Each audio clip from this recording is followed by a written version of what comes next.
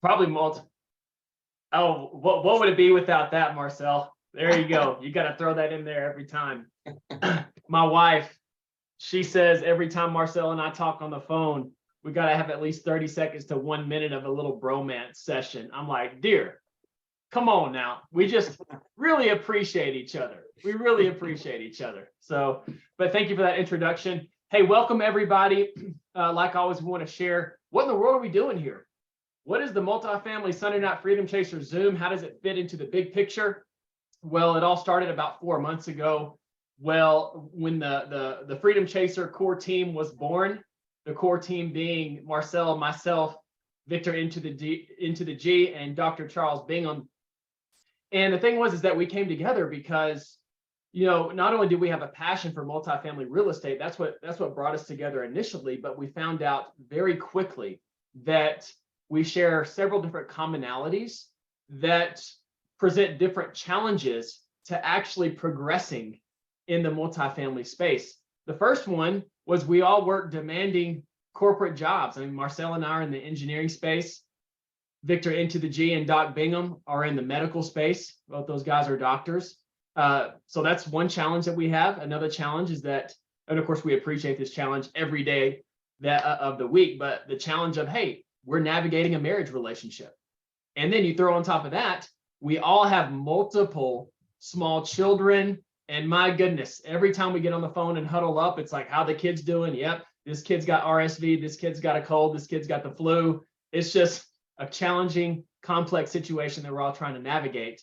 But nevertheless, that created an opportunity for us to be really interdependent on one another when we came together and we started realizing, wow, we really complement each other and we need each other so much. And we started developing that synergy and that momentum to stack just a few wins in our corner. But pretty soon, everyone, we realized, wait a minute, how many people out there are navigating similar life challenges that we are, that might need a little bit of help stacking those same wins in the multifamily space? And so thus, at that moment, the Multifamily Freedom Chaser was born. So we decided, hey, let's have a Zoom Sunday night, 8:30 Eastern. If you work a corporate job, you're free.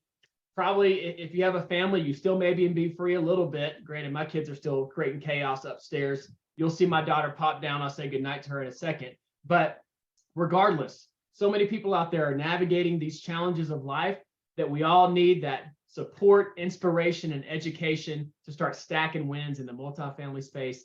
This is where this Zoom fits in so that we march step by step collectively as a community to reach the goal of financial freedom, with even the ultimate goal that financial freedom brings, which is it gives us more time back to spend on what brings us joy, meaning, and purpose. Let's go.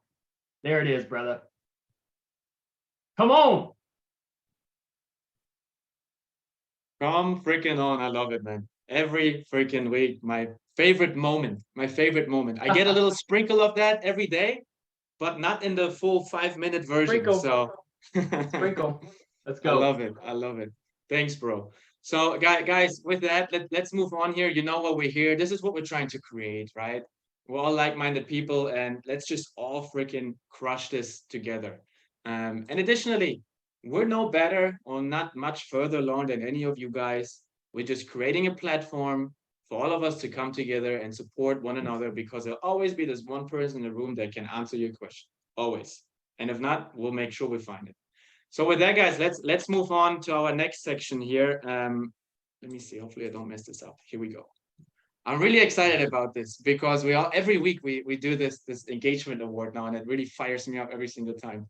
And this week, I already actually see the person sharing their video. Matter of fact, guys, if you have the chance, turn on your video so people get to know you, people know who you are, so we can see your face and not just your name.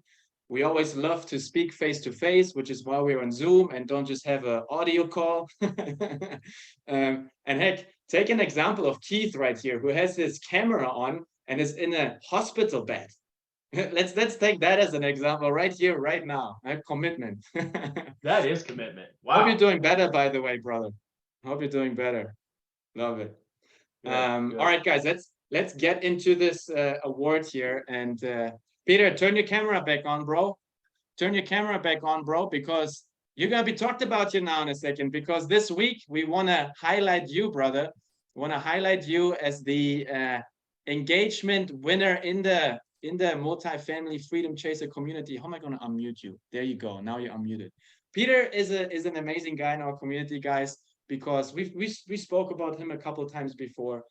But Peter is one, scheduling a weekly Zoom with people to just create a platform like we do here for people to come in and really get over their fears also, and talking to brokers without, jumping in there and feeling like he's the expert himself, which makes it even more amazing, because he has to jump over that fear himself right now with everybody in the room. So big time stepping up. I see him helping out people. I know he, for example, joined another call this morning, helping somebody else out. So we really want to highlight that and point that out, that Peter has really been stepping it up big time and really pouring in this community. So Peter, thank you for that. Thank you.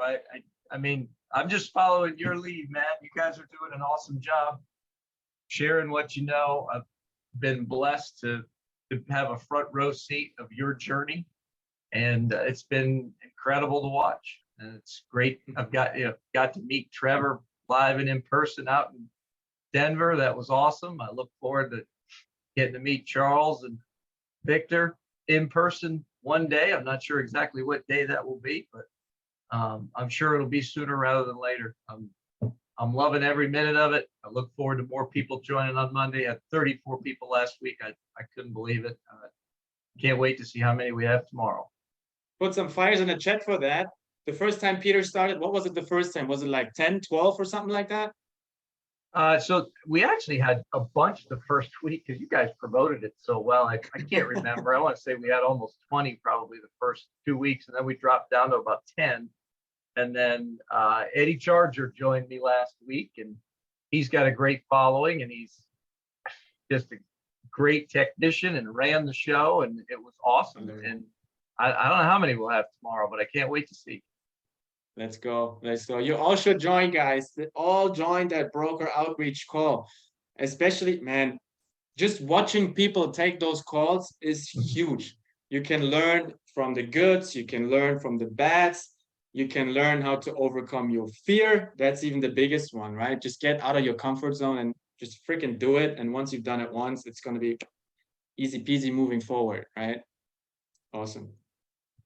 Well, thank you, Peter. Appreciate it. Let's keep crushing it. Thanks, thank you. We need more Peters. We need more Peters. Let's create some more Peters here, guys. Let's make that a goal for our community. More Peters. All right. Peter, of course, as always, our award is not just a shout out. Let's get some time, you and the team, right? Let's get together, whatever we want to do, whatever we want to talk about, whatever we can even do for you. If we set up some stuff to streamline how to communicate stuff, to promote stuff for you, whatever it is, let's come together, let's chat. Let's take some time for you. Love it. Look forward to it. Awesome. So are we. Let's go. All right. Next one I want to bring up here, guys, is somebody else actually that's doing not a weekly but a bi-weekly Zoom, guys, that everybody here should absolutely take advantage of. And that is our brother Jerry Miles. Jerry Miles was on here a few weeks ago, I think now almost 2 months ago, talking about debt, talking about the debt market. What does it take to talk to debt brokers, lenders, etc. And Jerry is putting on a bi-weekly Zoom, guys. You can see here topic, what is needed to fund your multifamily deals. Not every deal is a seller finance deal. Not every deal is a creative finance deal. The majority of the deals are still going to be deals where you need agency debt, bank debt, or whatever kind of debt. And Jerry is really somebody that's been pouring as well in this community. And we really want to make sure that everybody here gets to take advantage of that. So this coming Wednesday, 7 p.m., Jerry will hold his next debt broker Zoom. And we want to make it a special edition. We want to make it the Multifamily Freedom Chaser edition, guys. We want to roll into that Zoom and absolutely crash that Zoom and go in there and really absolutely dominate it and have Jerry again talk about what's going on in this market right now, guys. I mean, this is the time, honestly, right now, where you want to know what's going on in the debt market for two reasons. Number one, you want to know how to underwrite your deals with regular market debt. But the second one is you want to get arguments in your pocket why you can pitch seller finance, for example. A few months ago, when you started pitching seller finance on the multifamily level, brokers will put you on the blacklist. We don't need you. We don't need you. You can close, whatever the case may be. You can deal in this industry. Now the thing changes, everything shifts. And when you bring seller finance, you want to bring it for a reason. And you know who you want to blame? The debt market, the banks, right? So it's not you that comes in and just wants to try find an easy way out. So guys, Wednesday, that's going to be huge. Jerry is our go-to guy, by the way. Every single debt quote that we're getting for deals that we're underwriting, coming from Jerry, every single one. We ask Jerry weekly, what's the situation in the debt market? He's been absolutely amazing. I can't wait. Actually, we just talked to him last week. We're going to get a deal done in Kentucky or in Cincinnati. We already 100%. made that a goal for 2023. So we're really excited for that. Jerry, do you really quickly want to unmute and talk about this Zoom yourself? Actually, I have to ask you, sorry. Still not used to that more security now. There you are. There you are. Yeah, can y'all hear me? Yes, sir. Oh, yeah. Yeah.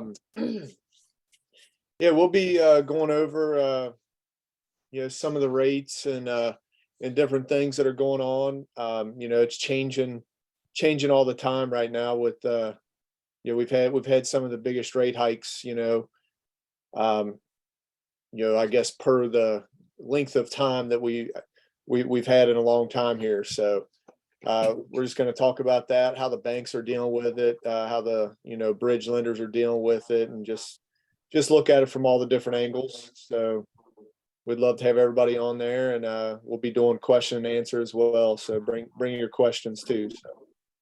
Exactly. Jerry is like Victor is our underwriting ninja. Jerry is the lender ninja. That's right. Awesome. Yeah, I Thank you, appreciate Jerry. you guys. Had a good meeting with you guys here this week. I think a lot of you guys here in a short time I've been able to know you and things, and look forward to getting together with you in person this weekend. So. Let's Yes, sir. go. Exactly. We're so pumped for that. Matter of fact, I was supposed to meet Jerry for lunch today in Cincinnati, and my wife and I messed up and mixed up the drop-off time for our dog's boarding, so now we couldn't leave today. Got to wait until tomorrow. But we're gonna see you in Miami next week, Jerry, for the summit, and then we still get together in Cincinnati or in Kentucky. Definitely. And make sure of that. Awesome.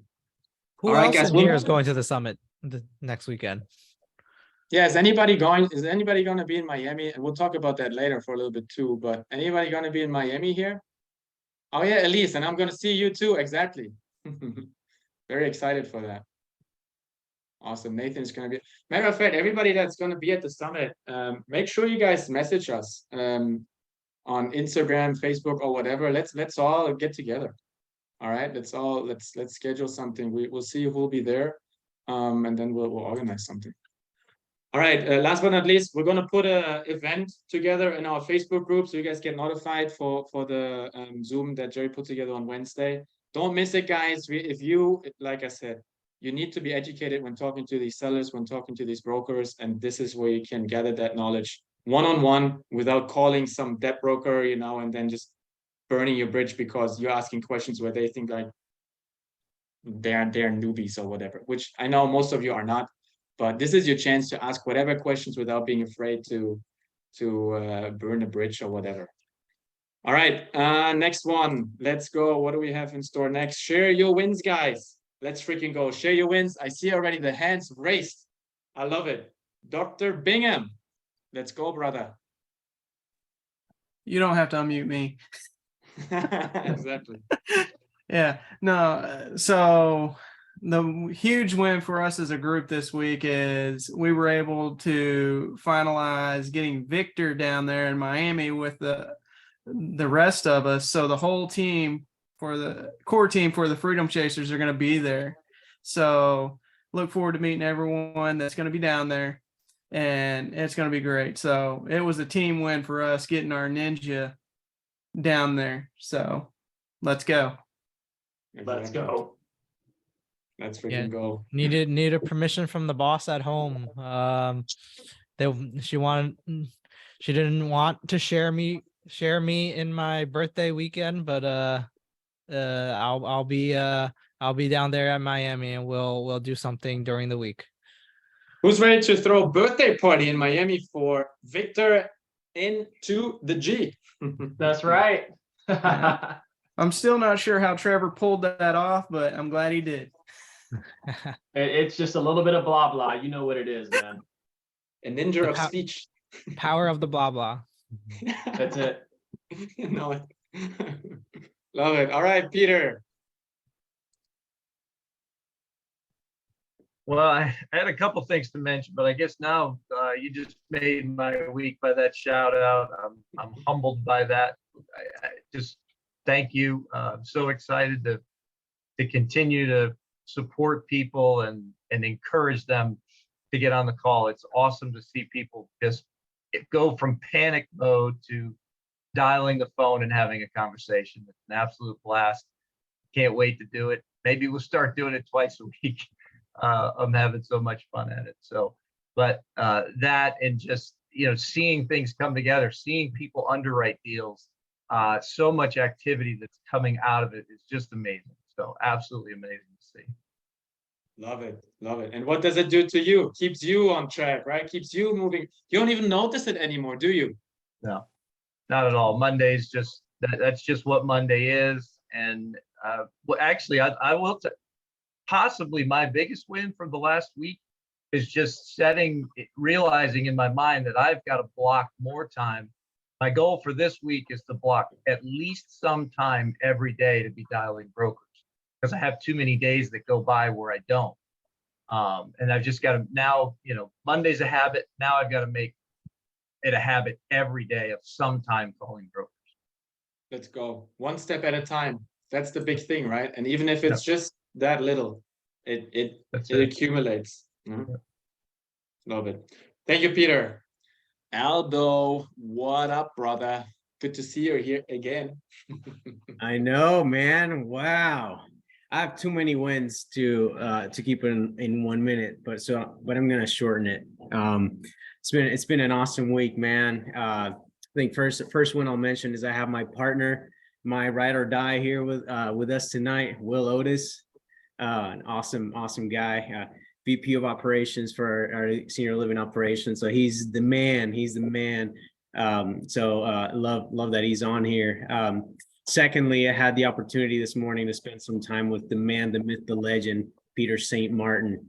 It was a really great time. So Peter, thank you for your time. I learned so much from you and about you. So I really appreciated that. And then highlight of my day, literally my day, I got to spend the majority of the day with Marcel Barvanets himself. We went door knocking in the new acquisition up there at Rocky Top, and man, I learned so much, not just in that moment about the transition process, but just about Marcel as a person, you guys as a team. You guys are rock stars, man. Just love everything that you guys are about and that you're doing. And who knows, maybe we'll do a deal together here pretty soon. So anyway, thank you so much. In Peter's words, I stole them right in my mouth. I am humbled and thankful that I got to spend some time with you guys today. Love it, man. Today was an awesome day, guys. I really enjoyed it. And I love sharing with people. Like, I always love to do that. When I do something, I just come along the ride. And you have no idea how many people say, yeah, I want to do it. I want to do yes. And when it comes to the moment when you like offer like the things, come along, let's go on the ride.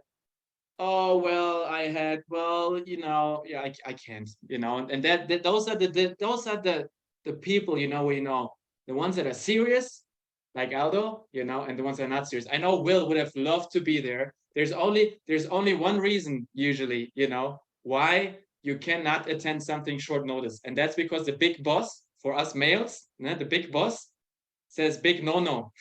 That's the only reason. And that's the wife, the government. You know it. So now we had a great time today. And man, Aldo was such a big help.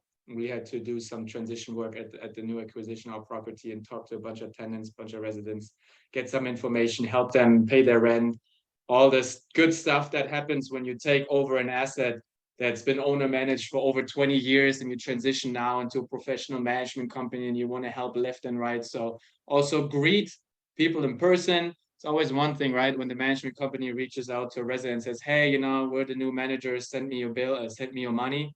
Not so great, right? But if you're one of the new owners, you go shake their hand, says, hey, my name is Marcel, one of the new owners. Just want to make sure you know who we are, shake their hand.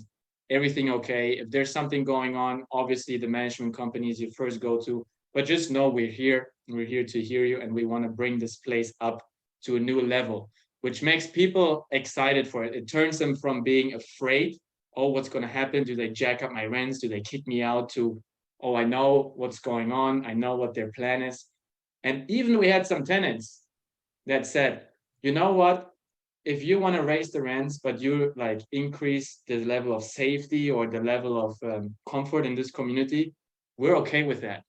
And those are the great conversations that one should have in an asset class like that when transitioning over.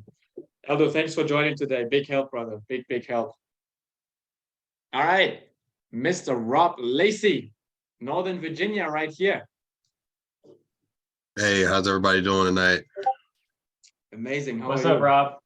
Hey, what's up, everybody? Just glad to be here. We're on win, so I'll just talk about coming off this Elephant Challenge with that Pace More we have put out these few days this week. I was able to attend a majority of them. I wasn't there for every hour of the dozens of hours that he was on there, but I was on a family cruise. So I was able to log in a few days and listen to a few nuggets that were dropped, but gave me some momentum to really start building up a team here in the DMV area. And we're going to be marketing out to a lot of those southern states: Tennessee, North Carolina, South Carolina, Florida, Georgia,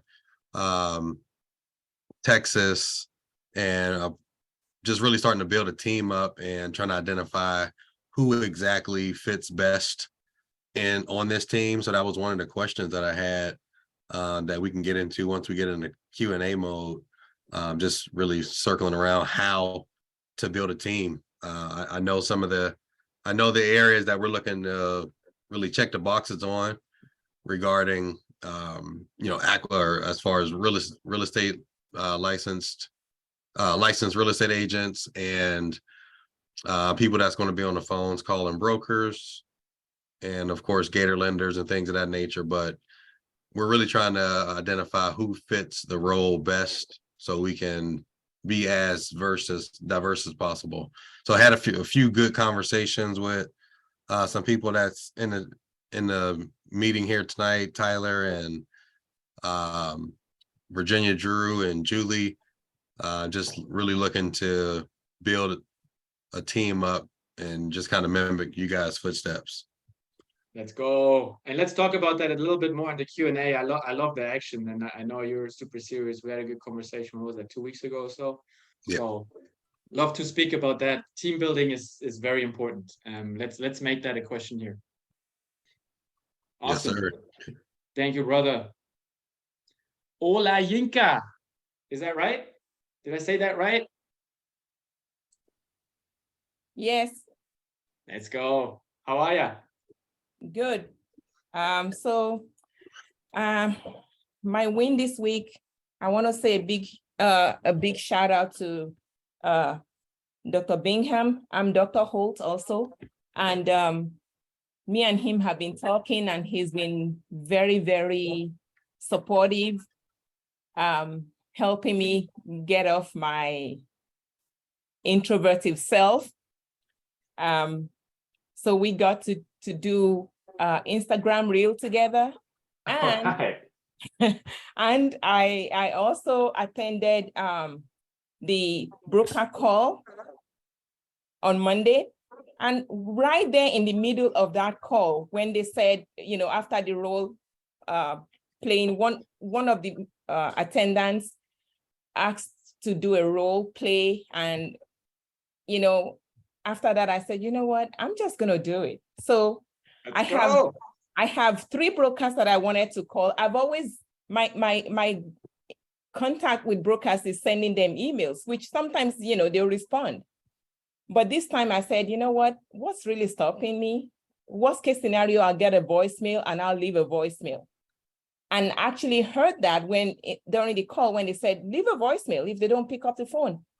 So I did. And lo and behold, I got 2 calls back from 2 brokers that I left messages with. And we had an extensive discussion. One of them, I spoke to him for like 45 minutes, very, Wow. very productive. So a big shout out. And Let's that's my go. big win for the week. Thank you so much, everyone. That's amazing. So Let's there's go. no reason why we shouldn't have 78 people in Peter's broker call tomorrow. Right. Proof of concept right here. I love Yeah, it. Peter's brokers call is doing wonders for people. And Dr. Holt, you're amazing. Keep up the good work. I mean, I'm looking forward to seeing more of them Instagram reels. Let's go. I will. Thank you. This guy, Dr. Bingham, he's a freaking role model, because I tell you, not even 4 weeks ago or 5 weeks ago, I was poking him, let's do some reels, man. Let's do some reels. And he, you know how he is. He gets out of his comfort zone. He just freaking does it. And not even 5 weeks later, he's already now instigating the people in his close circles, to keep pushing forward. Absolutely incredible, brother. Yeah. Incredible. Well, and what's bad is a lot, or actually not bad, but a lot of people, the reason they're not sharing reels is the same reasons I wasn't. And the reason I wasn't is I was always the guy that was quiet in meetings and stuff. And the guy that even at family events didn't even like taking pictures or really talking, because I was always afraid I was going to say something dumb. And now I'm just like, you know what? Let's make a video about that. That was the most love I've got out of any of my videos, by putting myself out there. Guess I love what? it, man. You do it, people will love you. They respond to honesty and vulnerability. And that's what we'll get, be honest. So freaking true. Love it. Thanks, Dr. Bingham. Thanks, Dr. Holt, for sharing. Jerry.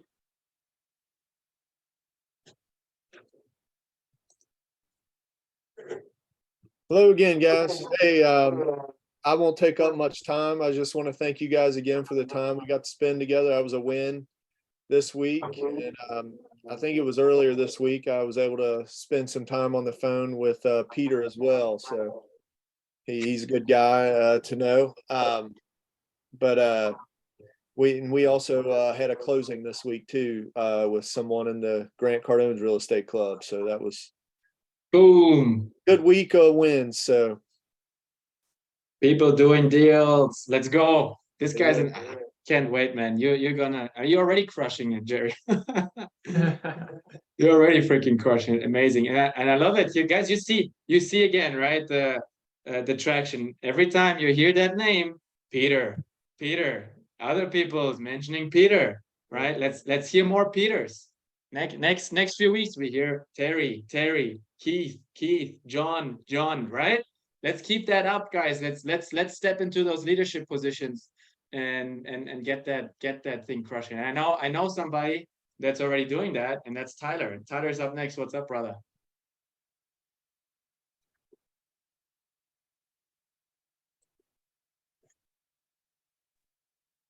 What's up, Marcel? How are you guys doing tonight?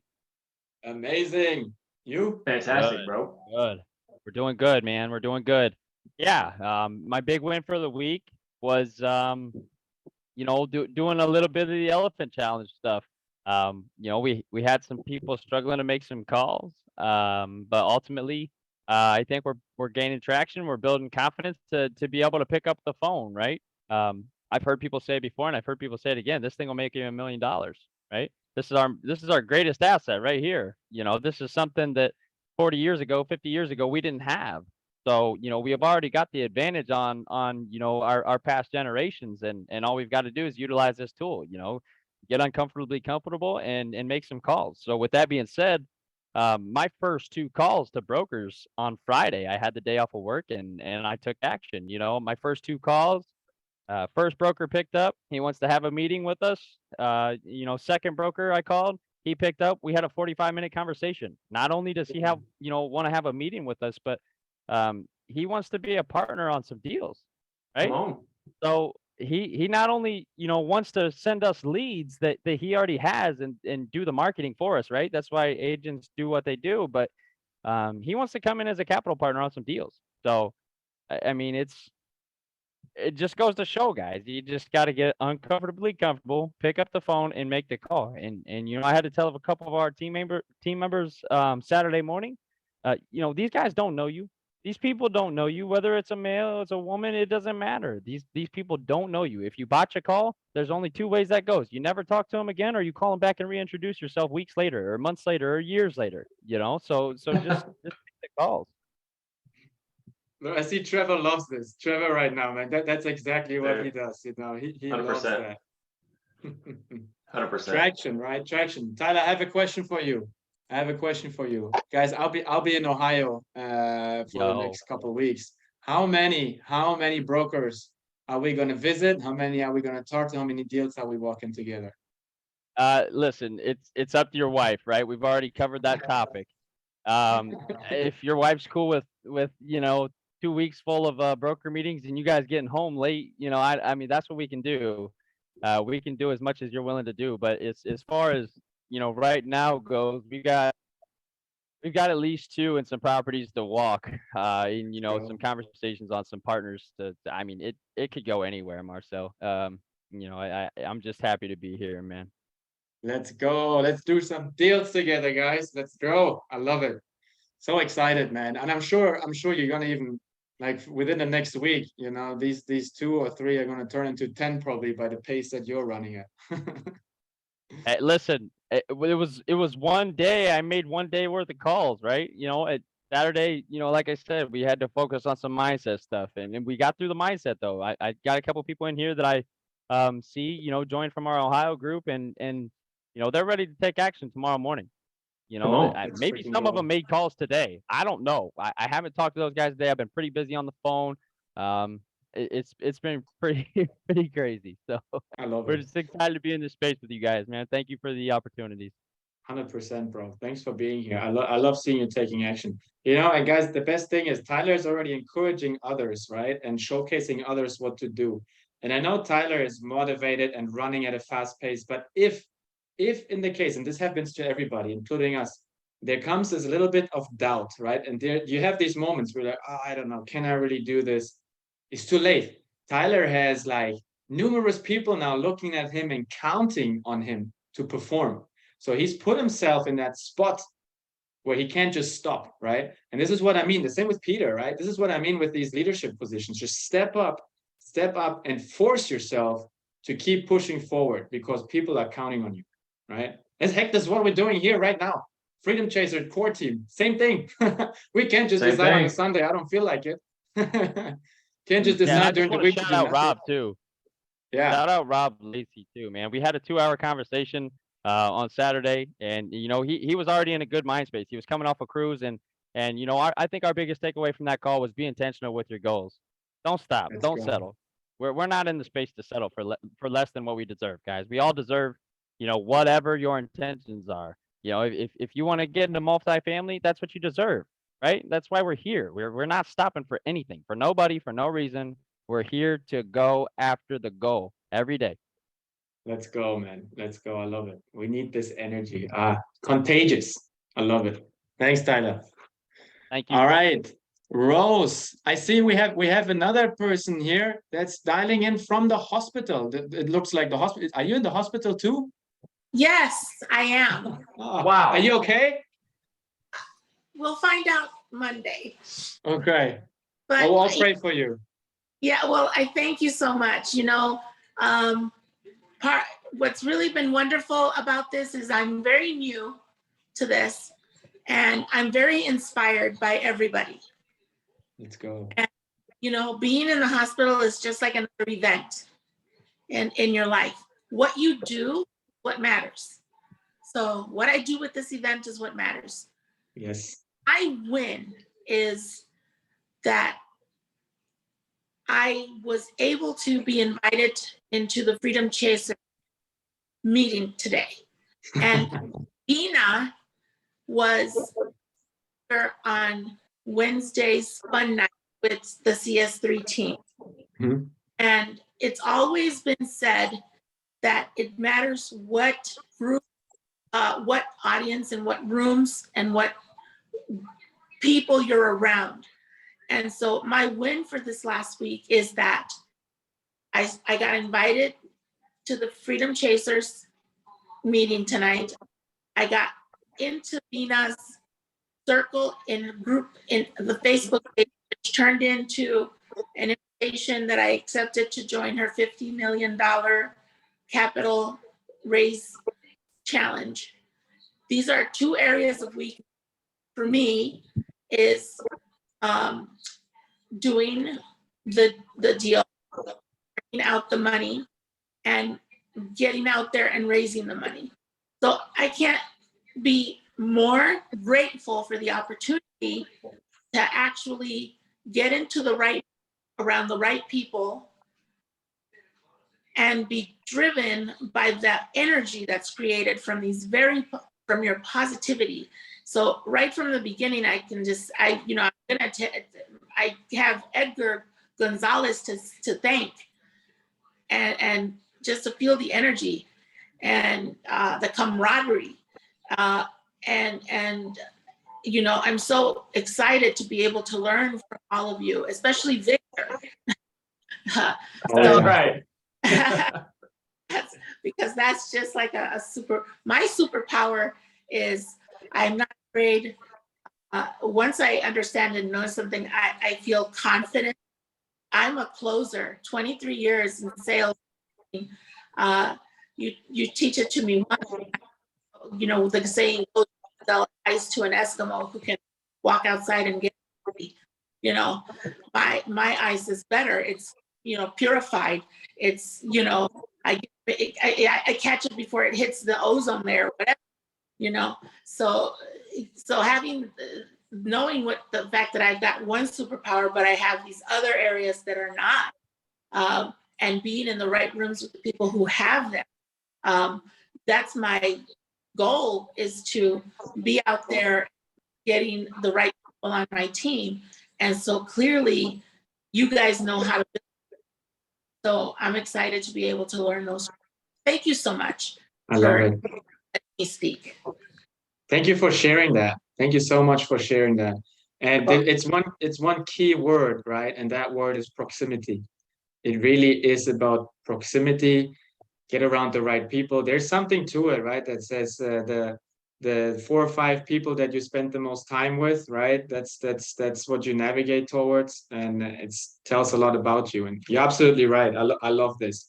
And everybody, pray for Rose that on Monday she's gonna get good news. All right, 79 people should do that.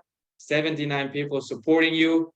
Let's go. And you're here from the freaking hospital, man. How amazing is that? Wow. Amazing. All right, Julie, how are ya?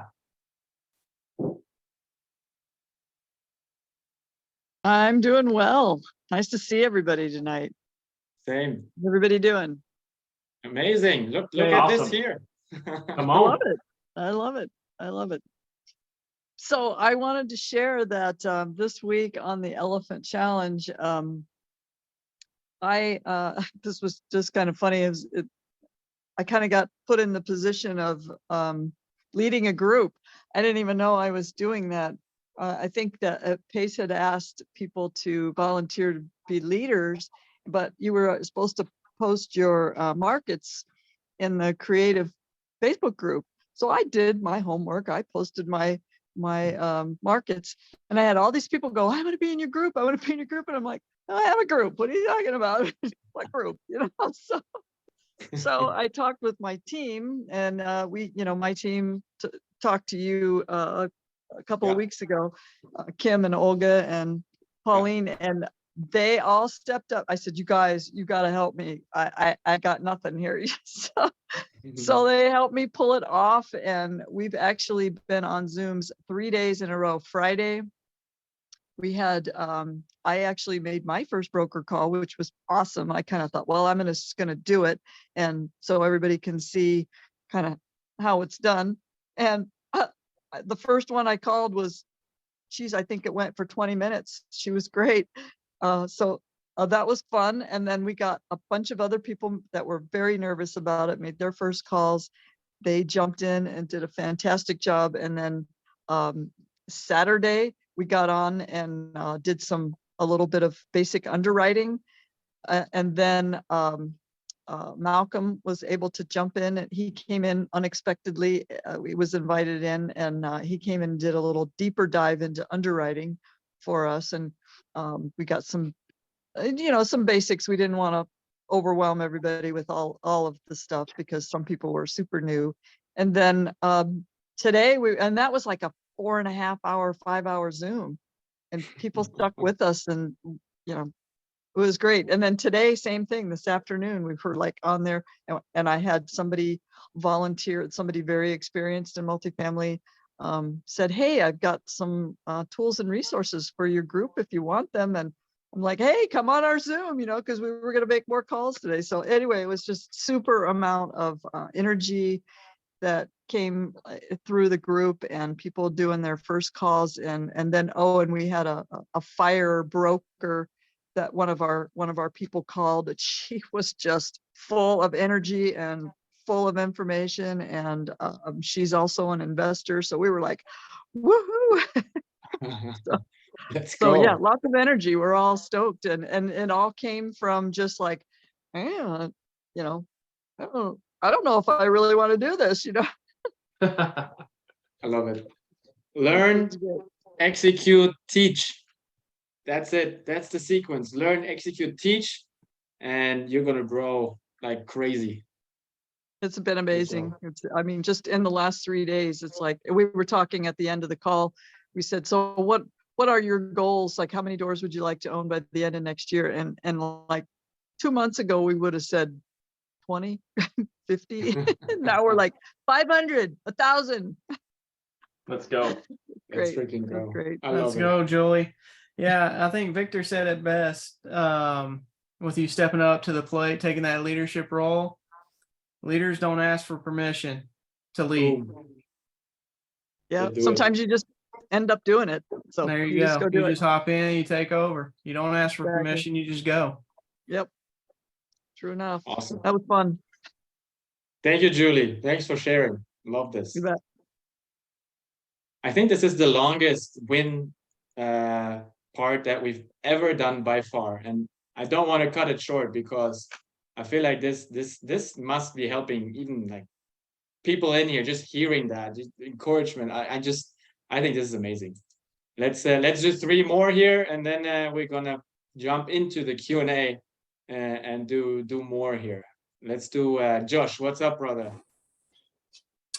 Hey, what's up, guys? Josh Keating here. I'm in Ohio myself, Northeast Ohio. Let's go. Something this week. There was a lot of things that were wins, which was great, but says minimum of 1. So, something I didn't think was going to be a win was I actually have to evict a tenant from a quadplex that I have in Cleveland this week. And it didn't really seem like a win. I thought it was a loss. And then today, some things kind of put into perspective for me. And I thought about it, and I'm like, wait, I have the privilege of evicting a tenant. Like I'm in this position now. Like I just got into this space in March, and now I have 9 doors. So that's a privilege to me. Like I shouldn't look at it as a negative. And, and like, I also learned that, you know, if that tenant's going to be an issue now, that they're probably going to be an issue in the future also. I mean, I gave them a free month, I gave them a chance, you know, and I didn't, you know, this would be my first eviction ever. So, but I also had a, you know, on my single family home that I got a tenant in that one. So it kind of balanced itself out. So yeah, that's a win for me, is just perspective, I guess. Is, you know, something that may seem like, oh man, it sucks I have to do this and da da da da da, but really it's like, no, we get to do this. Like, we are in this space and we get to do these things. We have to remember that. That's my win, guys. I love it. It's uncomfortable, man, but that's how we grow, right? Good stuff. Thanks for sharing, bro. All right, Elise. Man, I wish I would have been able to see you today and I wouldn't have messed up with boarding my dog. Hi, how are you? Hey. Can you guys see me? Hear me? Yes, ma'am. Okay. Well, yes, I was really disappointed. I was looking forward to meet you and maybe your wife too. But Absolutely. we will do that one day. So yeah, just let me know. I said I am in Indiana, but I'm only 20 minutes from Cincinnati and 20 minutes from Florence, Kentucky. An hour and a half from Indianapolis. So hey, whenever you guys coming down here, or I don't know, where are you from? Where I'm you I'm in coming from? Chattanooga. I'm from Chattanooga, but Oh, my okay. wife's family is Yeah. from Lima, Ohio. So we'll be in Ohio here for the holidays. Okay.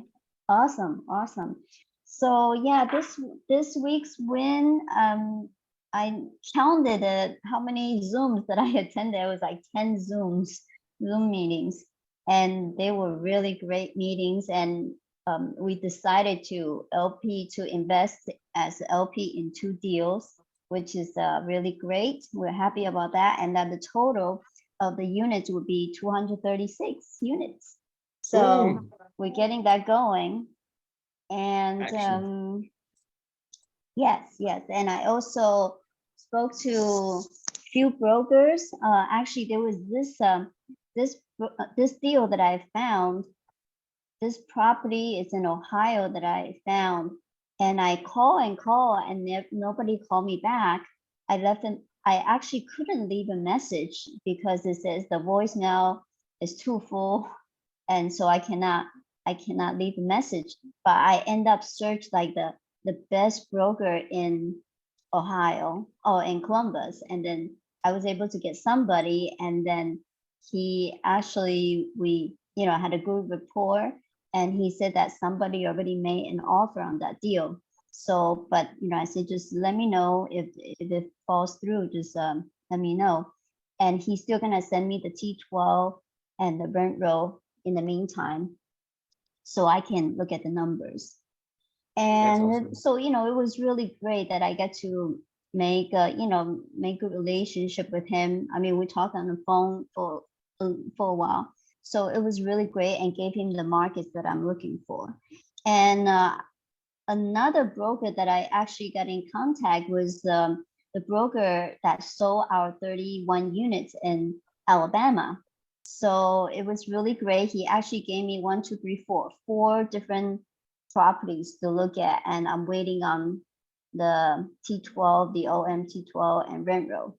So I'm excited about that because I know Alabama really well. We lived there for 14 years.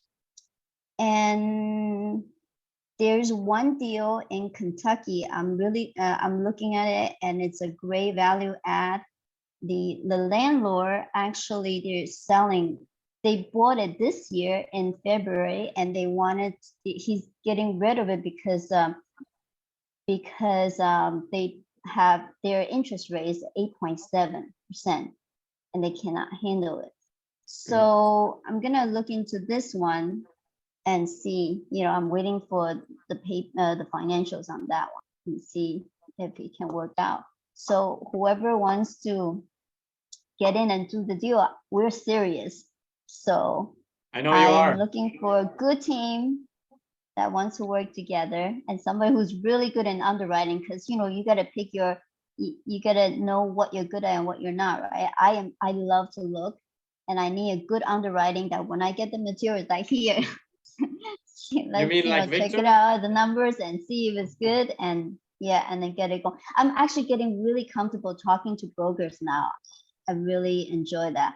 I am an introvert, but when the time needs, I can step up.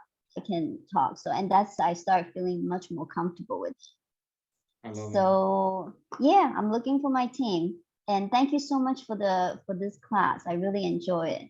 And I'm looking Oh. forward to meet you guys. Same. We're just creating a platform. That's it. It's just a platform, not more, not less, right? All coming together, Awesome. like-minded people. Yes. Yes. Awesome. Thank you, Great. Elise, for Thank sharing. you. Excited to meet you. Yes, thank you. All right, Mr. Dubs. Hey guys, thank you so much for having me. So man, I'm so excited to be here, listening to all you guys. It's so inspiring, honestly. I'm also, I'm in Miami, so I'm already living here and looking forward to meeting all you guys. I'm not gonna be able to go to the summit because I couldn't get out of work, but I definitely can meet at night. So whenever you guys are meeting, I hope to meet you guys up at that Saturday night, time. Dubs. Saturday night, we do a meetup with Carlos and the team, the CS3 team. Let's make sure you're there. Yeah, I Bunch appreciate of- that. I definitely would want to be there. And as far as I went, so I recently made a connection with a local broker. He's not from a major house. I think I mentioned it at one point. And it's a 56 unit building in a class at least A minus neighborhood, right near Cardone's 10X River in Broward County here. Just blocks away from La Sola, just blocks away from downtown. Walking distance I'm talking about. And this building provides a lot of potential. So I'm really excited because the broker didn't have all the financials. And so what I did is I sent not a letter of intent, but a letter of interest. I made it up and just got creative. And a lot of it happens from the inspiration of what I'm hearing here, to the point where yesterday I recorded 2 videos on underwriting, and kind of like teaching a little bit of that underwriting, learning how to do this forwards and backwards. That was the idea of it, and asking people to provide their responses. And I posted them on TikTok and YouTube and Instagram. So I hope first of all that you guys follow my links and begin to follow me. I'm also looking to start growing this, and my idea is, I mean, Victor definitely just blew my mind. I totally inspire me to continue this. Peter as well with his calls. So this is a fantastic group, a lot of inspiration, but nothing happens without perspiration. And therefore you then afterwards get the results. And so that's what I'm looking to do. And I think this is a fantastic group to do it with. I can't believe, I mean, I cannot believe we didn't have more than 80 people in the group until now. But I'm glad to have that we have 80 people in the group today, and this is a win for the group as well. So this is fantastic, man. You guys are rocking. You're inspiring a lot of people. You're going to change a lot of lives, and I really honestly hope that we can do something together. I don't have all the numbers yet, but Victor, I'm going to be hitting you up for help with this building here. I have others that I'm looking for, but yeah, man, rock and roll. Sounds good. Rock and Sounds roll. good. Let's go. That's what we're trying to do here, right? Also build this community, but do it organically, right? In an organic way, because we want to have, for all of you guys, quality in the room, not quantity, right? It's not about quantity, it's about quality. And I know that's what we got here right now today, specifically again today. And that's, guys, we only do one Zoom at night on Sunday night, like usually an hour and a half. I think today we have to go a little bit over. But it's not about only attending Zooms, right? We don't want you guys to just attend Zooms, but taking freaking action, right? Don't go, and attend 500 Zooms, great, but haven't done anything, right? We all want to take action. Utilize if I could add also. something. I'm sorry, Marcel. I just wanted to pitch in a bit about that, because I mean, a lot of us, especially that are new in this space, I mean, like Rose mentioned, and God bless you, Rose. I hope everything goes well for you. But one of the things that that happens to me too is that I don't like to speak without a little bit of knowledge, right? So I don't want to sound totally like oblivious and brand new and ignorant. And so a lot of these Zooms, yes, help fill some of that gap, that mental and that skill gap. But honestly, nothing happens, like you said, Marcel, without that action. And the efforts that all these people here are making are really inspiring and pushing me to the point where I want to start a channel to do some of this on the writing, but also seeking these partners. Like I think it was Elise that just spoke about that, and looking for these partners. Looking. I mean, I'm not gonna be the best at that. I'm a talker. I can do that. I can speak to people. I'm really good and relatable. But I want to know how to do the analysis. I want to know how to do the initial underwriting so that I can then bring it to a Victor, right? And then say, hey, Victor, look, I think I found something. And so even though I may not be able to do the thorough job that he's doing, over time I could, and I may want to, but that definitely, those first steps are important. But absolutely, at some point, start hanging up on Zooms and just stick to the few, and boom, just do this. Exactly. It's a team sport, right? Love it. Thanks, Dubs. All right, last but not least, and then we're gonna keep moving on here, man. I love hearing all your wins. This is amazing. Could do this all night, legitimately. Joseph.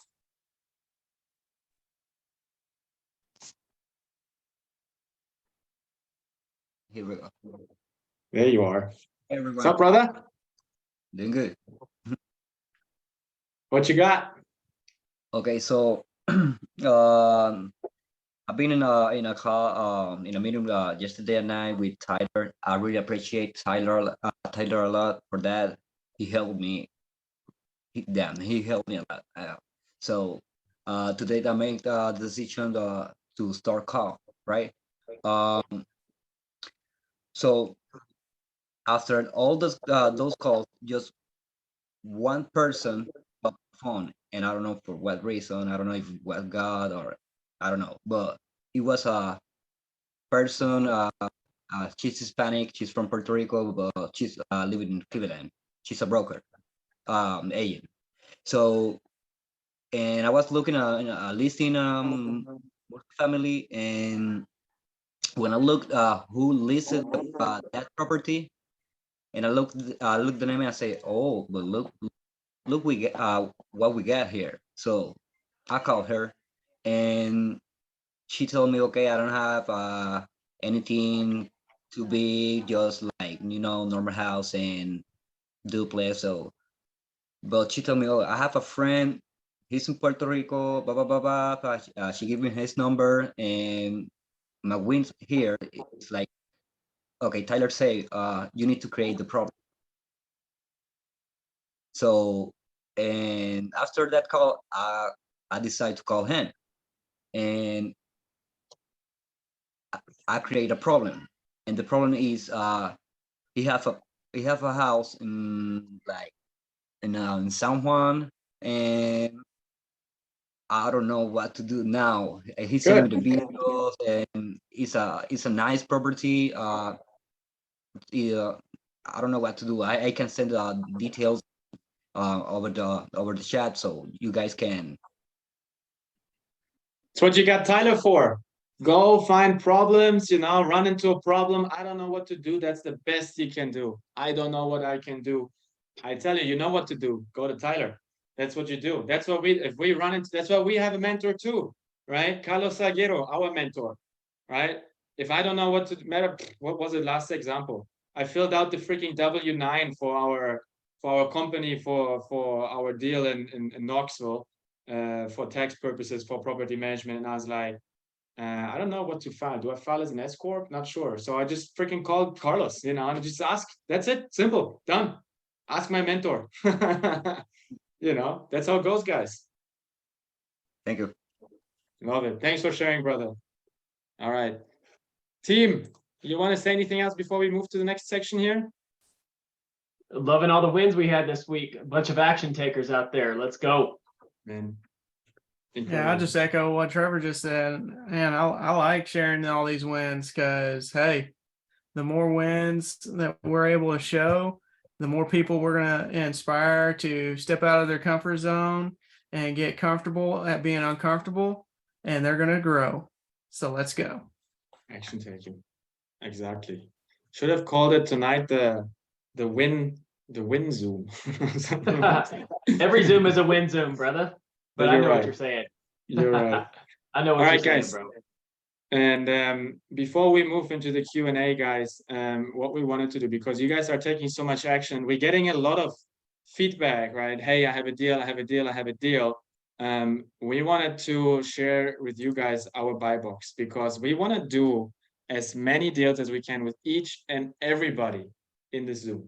Everybody. You know, we want to get to the point where we're like, shoot, we're in trouble. How can we handle this volume, right? But we still got to be very efficient in what we're doing, because, you know, most of us are still 9-to-5 professionals and got to handle our time well. So reason for that, we want to share our buy box with you guys. So, you know, what does it take? You know, what deals to submit? What do we want to talk about? What can we send to our ninja underwriter? And what can we not send to our ninja underwriter? Because we got to be really clear and concise in that. Otherwise, we just don't have the time for it, right? Just like all of you guys, we want to make the best of our time. So I want to quickly share with you our buy box. Take a screenshot of that, take a picture of that with your phone, whatever the case may be, so you have it. Obviously, it's going to be in the recordings, but make sure you have that. We always look 40 units or more, right? Because we want to have that scalability. Asset class A, B, C. If you don't know what that means, put it in the chats. There's going to be over 75 people that are going to be able to answer that question. C class, really only creative finance. We don't really want to take on a C class and get regular agency financing for it. Because a lot of times, you know, it's owner managed, the books are bad and everything. So it's always a little bit harder. Location class needs to be equal or above the asset class, because you want your asset always to have something to move up to. There's no sense in having an A-class asset in a ghetto, right? Not going to help. And then we always look for a minimum of $100 in total upside per door. That doesn't mean it has to be only rent, guys. That's not always get stuck up on only increasing the rent. That's very simple, but sometimes too easy. I know Victor touched on that big time. And then location. Here are the locations we actually focus on actively, that where we seek deals is Tennessee, Ohio, Texas, Oklahoma, Colorado, Pennsylvania, Kentucky, and Georgia. And really the reason for that is because this is all in proximity to where we all live, the core team. For other locations, we just ask for boots on the ground. We just need boots on the ground. Right? That's really all it is. Like Dubs is in Florida, for example. Right? Perfect example. And here's the big part. Underwriting is required. Please don't send just an OM and the T12. I know people that do that don't mean that, but it's not helpful, because we got to do all the work. We really require, you know, to have some digging. That's why we teach all this stuff, right? That's why we put all the content out there, that you can apply that yourself. And then when you say, I have a deal, and then you're like Joseph, you're like, I don't know what to do next. You know what to do next. You can reach out, you know, we take a look at it, and then we all together come up with next steps and keep moving forward and crush it. Just for your reference, Victor, our underwriting ninja, shuts down 95% of the deals Trevor and I bring to the table, just as a reference. Facts. And that's what you want from your underwriter. Shut down your deals, right? Because you don't want to get into trouble. You don't want to get into bad deals. And that's it. There's more to it, guys, but we don't want to like overcomplicate things. You can totally overcomplicate stuff. This is the super, super high level. Let's start there. And then we keep moving forward. The more stuff is coming, the more refined we get. All right. I hope everybody has at least a screenshot or something of this, so you guys know you can. We don't have like a website or something set up yet. You know, we want to use our time wisely. You guys can reach out to us on Instagram, Facebook. Heck, we have our Facebook group. You can shoot this stuff in. So once we get to the point where we feel like we need to have a website and all that stuff, we'll do it. But I don't think that's necessary right now. All right, with that, now let's raise some hands. Who's got some questions, guys? What problems have you guys ran in that you guys want to ask about? Whatever it is, underwriting. I mean, you got the ninja sitting right here. You can ask anything right now, even if you just have an OM in front of you. That's the chance to do it. So let's get started with Paulina. What's up, Paulina? Hey guys, pleasure to be here. This is my second time, so I'm grateful that you guys are doing this and it's actually free. So thank you again. My Free question. from the freedom chasers. So I have a few apartments and I've talked to brokers before, but now my focus is more on trying to get some apartments that are owner financed. So I'm looking for the properties that are owned full right by the owners. Are you guys only looking through brokers, or do you guys have any other methods that you use to find the properties besides brokers? Trevor, you want to touch on that first? Yeah, Paulina, thanks for the question. 99% of our communication is in finding deals is through broker and broker relationships. And so the goal always with the brokers after our initial contact is to develop that relationship such that they start bringing us deals that they like versus us reaching out to them and asking about the deals that have already been listed. So that's the majority of our efforts. And that goes along, whether that's the right way or the wrong way, it goes back into, you know, with us being 9-to-5ers, it's been effective and it's been efficient for us so far. So but we actually kind of looked into the elephant challenge a little bit just to kind of get a little pulse on what does it look like to go direct to seller as far as in the multifamily space. That's something we're evaluating, but right now it's been through brokers pretty much for every deal that we've looked at and gotten into. And the reason Trevor says that, and I think you got muted again. Yeah, I'm gonna unmute you again. Trevor always says, I don't want to look at the junk. I don't want to look at junk, you know, and he's totally right, because he wants to streamline his time, right? And I know there's a lot of people now reaching out direct to seller, which I think is awesome. And I think where we can provide value, and this is also some conversations I had already with some students, is that's why we showed you the buy box too, right? Take a look at the deals, you know, if they're direct to seller, it's great. We take them, no problem. But there's got to be some legwork done. And we just simply don't have the capacity to do all this legwork and reaching out to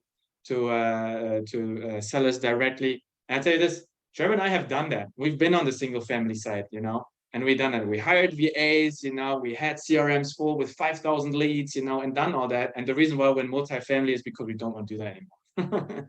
So that's true. But with that being said, that's why I think it's so amazing that what Pace is doing with the Elephant Challenge, people reaching out, people really putting in the work. And we just want to be there then and help people to take those leads or those deals that are indeed deals to the next level and actually get them to the closing table. So heck, we're your buyers, guys. You know, we're your buyers. Find a deal, put like a nice little acquisition fee on there, take the check, or be part of the team. Let's take the deals down. So the ones that you guys have, the deals that you guys have done have not been like fully seller financed yet? No, it has actually. The last one we've done is seller finance, but it still came through a broker. Okay, and how much did you guys pay off on the broker? Because I mean, usually if it's the regular loan, then you're gonna pay the usual broker fee, which tends to be, you know, 3%. Mm-hmm. Because right now I have something going on that's actually 7.5 million and it might be a possible seller finance. So I mean, if I have to pay a broker, that's $300,000 that I gotta come out of pocket, so. Yeah, that's how it goes. I mean, the broker was, I mean, it shouldn't be coming out of pocket. It should be coming out of the seller's pocket, right? But the deal we bought was 2.9 million and the seller paid 100K fee to the broker for that. And they weren't too pushing back on that? They weren't pushing back on it at all? Who was pushing back on it? The seller, meaning that he wasn't gonna get any money up front if you're doing seller finance. I mean, we put a down payment, right? We put a down payment in place. So yeah, of course. Look, in the multifamily space, I mean, if you find a deal, let's put it this way, if you find a deal, 40 units or up, $0 down. I mean, I'll pay you $250,000. I don't care. Sure. You know, $0 down. I haven't seen it and I'd love to take it, you know, but I mean, in the commercial space, you know, usually you see that 20% down, 25, 30. On the seller finance side, sure, you know, probably you have the leverage to go a little bit lower, But $0 down, man, that'd be slam dunk. Right. Okay, gotcha. Thank you. got I it. will want to chime in there. Having the 0% down can sometimes be misleading. It doesn't mean you don't come in with any money, because there's also closing costs. There's if it's coming from a broker, the seller needs money to pay for the broker. So it's very hard to get a 0% down from a broker. And just keep in mind, you're not really coming in with zero money. You still have to have some money to take down a deal. Unless you want to sell up the deal, right? You can sell up the deal to somebody and taking it over and they bring in the money. Like us. Cool. Anything else you wanna? I know you got muted again, Paulina. Did that answer your question? Oh, yeah. I was asking about, like I said, going directly through the owners. I wasn't saying with a broker. I know with a broker, of course, you're gonna have to pay something. So that's why I was asking if you guys were going directly through the owners and bypassing the brokers. No, but we can do it, right? If anybody brings a deal with a direct to seller, we do it, sure. So I think for us as a team, we decided it's for efficiency purposes, because we don't have the manpower to do, pull list, cold call, and all that. So I think that's why we decided as a team we're just gonna go straight with brokers. Gotcha. Thank you. You got it. Mr. Saint Martin.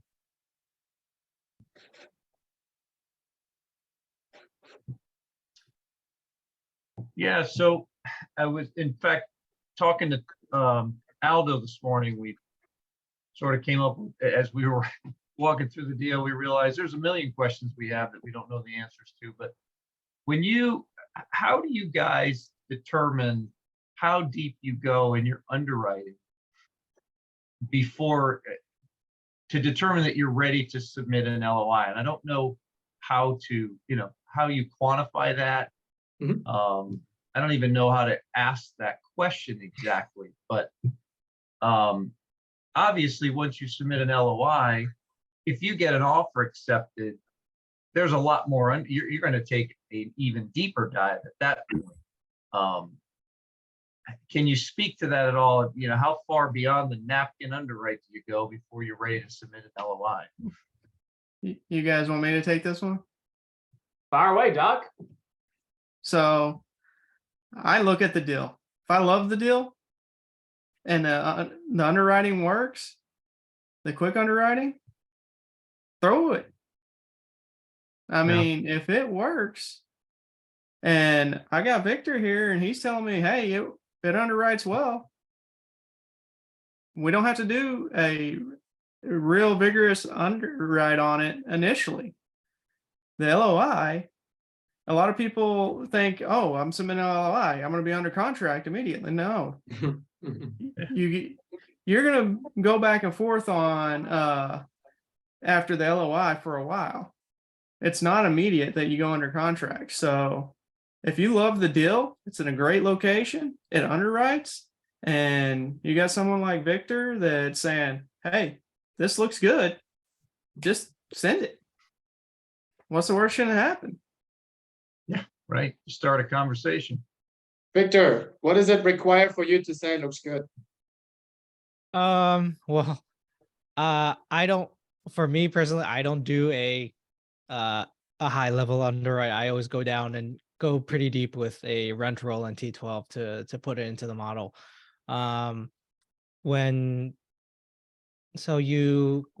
Your napkin underwrite kind of is your opening communication with the broker. Hey, just quickly, this is where we're ballparking at. Are we anywhere near where you guys are looking at? If they say submit an offer, then that's a sign for you to dig a little deeper to find out exactly how iron down those numbers to see exactly where your LOI should be. But again, LOI, that's just it's not a contract. It's not binding. It's just a opening a level of communication. So you can throw your LOI out, and it's just it's just a starting point of your communication.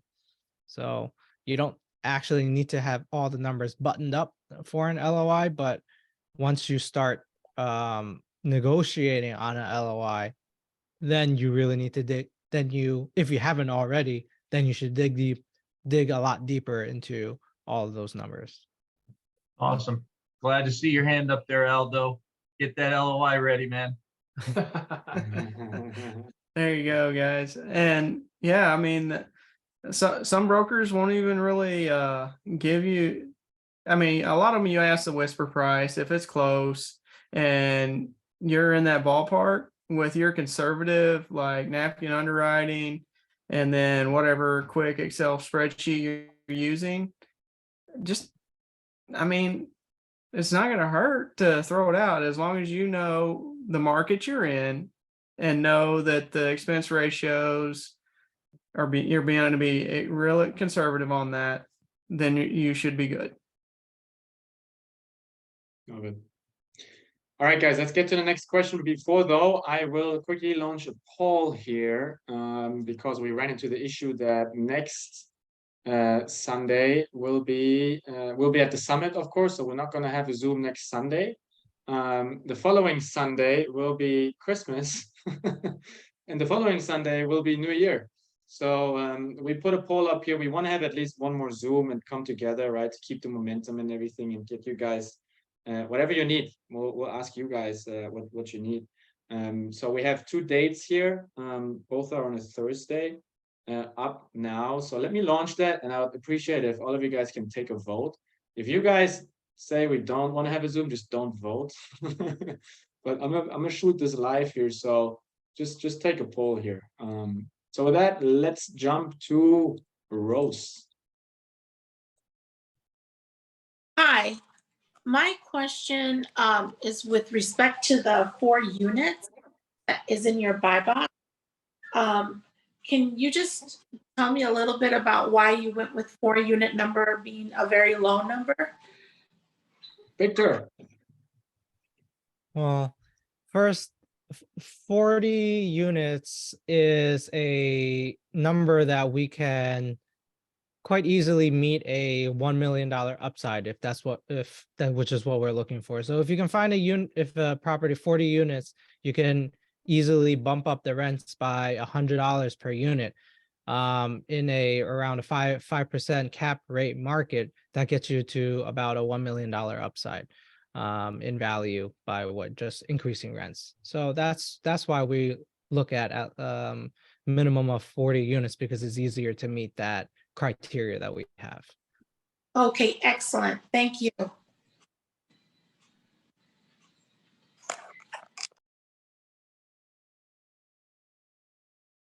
Marcel, you're muted. Awesome. Thank you.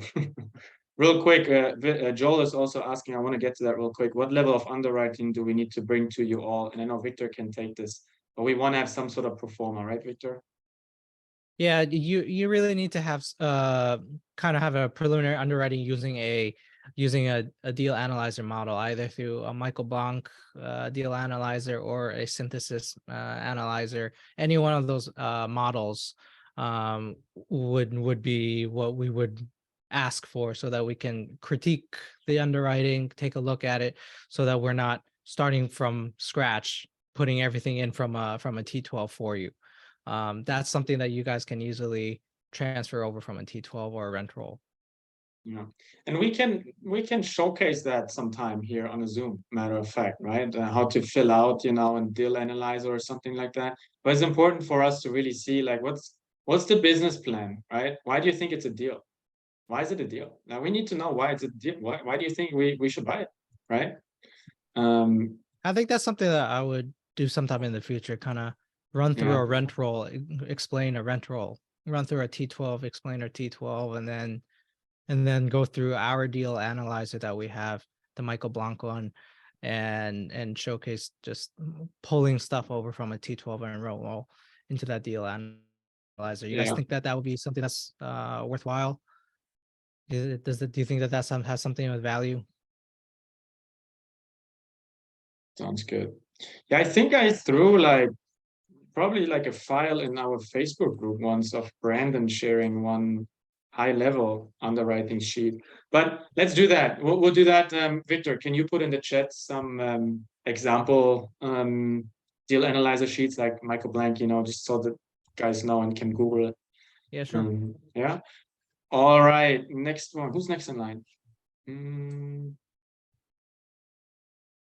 Rogelio.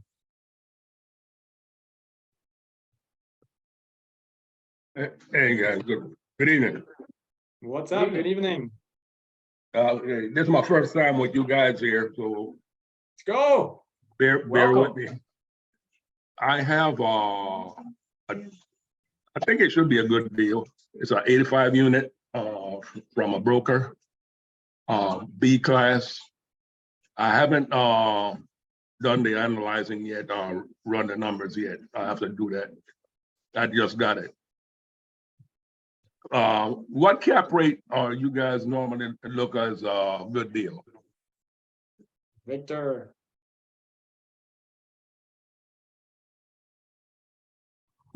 Yeah, I'm sorry. Can you repeat the question again? What cap rates do we usually look at for it to be a good deal? In this market, we would need at least, I would say at least 5% cap rate. We're not gonna be able to cash flow with anything at a 4.5% cap rate right now. So I would say anything above 5% cap rate right now. Okay. Charles, you agree? Yeah. I was gonna go a little higher. I was gonna go closer to 6, but yeah. The ninja can make it work. The ninja can make the 5 work. He wiggles up the numbers, finds some room. If he can make the 5 work, I'm on board. But I mean, the fives will be something we can take a look at to just kind of see. Well, you know why? Because just if it's at a 5, right? It's at a certain purchase price. You can still offer and make it a 6. You can still offer below and make it a 6 cap your offer. Yeah. So where's this 85 unit deal at? It's in San Antonio. San Antonio. Okay. Just so anything down in Texas, just know your insurance and your property taxes are going to be pretty dang high. Yeah. Ain't that right, Yeah. Trevor? Facts. Yes. Facts, brother. Facts. But I'll look at it and see what it looks like. Now I might end up calling in and asking questions because I missed Friday's elephant challenge. I couldn't get in. I don't know what happened. Benson didn't send my name in, so I couldn't access the call. So I missed the whole day of stuff, information. So Got a bunch of leaders. Hey, leaders, elephant leaders, sub-2 leaders. Put your name in the chats. And then Rogelio knows who to reach out to. I know there's a bunch of guys in here that can help you. Got it. Appreciate it. You got it. All right. Thank Let's see. Who else do we have here? Joel. What up, brother?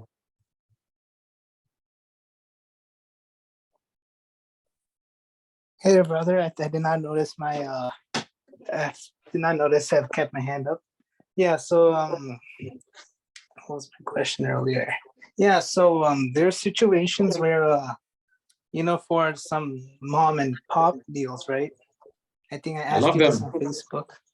So they'll be like where they don't send really a lot of the financials. So, but looks like there was a solution where we asked them for the current rents and for our operating expenses, be a little bit conservative, right? Like 0.5, maybe 0.6.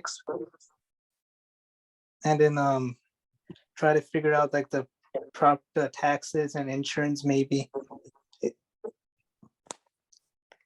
So like when there's no financials usually. So what is your game plan in that? Victor. So honestly, when you have very minimal information, that gives you almost free reign to be the most conservative in your underwriting, right? Because you don't have the information. So you got to take it for the worst, you prepare for the worst case scenario. So you can really kind of make a preliminary number just based off of a rent roll, So you take your rent roll, annualize it, and you would have the income for your year. And depending on the class of the asset, A, B, or C, let's say it's a C, maybe you would underwrite at a 65% expense ratio. So then your income, your NOI would only be 40%, 40% of that rent income, and then divided by the cap rate of your market to see if that purchase price works. All right. But yeah, with very minimal information, you would be underwriting with the most conservative assumptions. So that basically means more opportunity, right? Yes. We're able to get a lot 100%. cheaper. Yes. And then during your diligence process or negotiation process, then you would have all the right to request the information that you need, like taxes, insurance, whatever, all the water bills that they've had, all the general ledger or whatever receipts and stuff that they have, you would ask for it to, and for you So ask for to fully receipts. underwrite it. Yeah. Or All right. general ledger, anything like that can, because they have to be bookkeeping, right? Because if they're filing for taxes and writing off stuff, they have to have a record of that.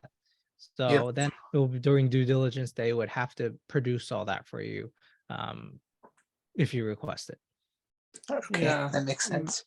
And Victor hit on something that was real important there, because they'll try to be like, oh, well, we don't have the T12 or all that, blah, blah, blah.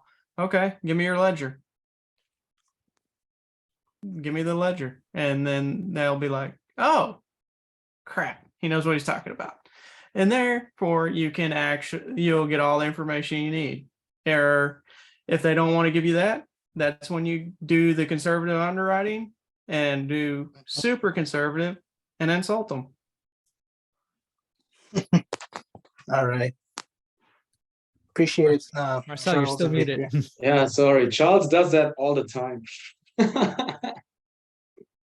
He does that all the time when people don't want to give him information. Like he submits like the lowest freaking offers and pisses people off, and then he says, "Well, I told you," and then they do send him this stuff. So, And one more question.